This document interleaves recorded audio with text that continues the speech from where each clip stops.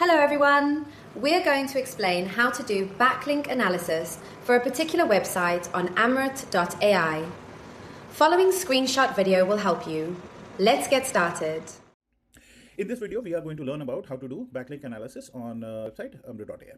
Right. If I go over here to the dashboard, I already have a website called Zoox.com. So let's just go with that. So we go to over here, we go to the backlinks, and in backlinks, I have selected the domain Zoox.com.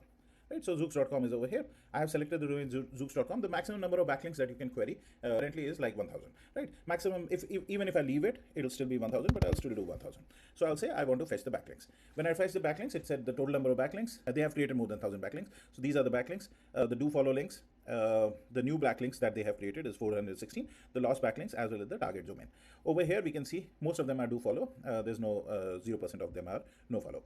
The top linking domains are jobs.liver.co and stuff like that. It actually shows you a UI for the top linking domain as well as the number of those the backlinks created.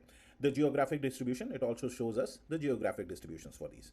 And the status code. Status code is obviously 200 because we are getting all the links are active.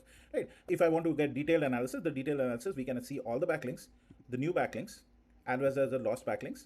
And here is all the details of the backlinks. This is the domain from where it is coming. This is the URL, the anchor, the spam score, the quality, rank, and the domain rank, and the country. Right. If I want to get the detailed analysis and I want to do the CSV analysis for that analysis, what I will do is I'll do export the CSV, and it actually exports a backlink export.csv. Right. Thank you for watching.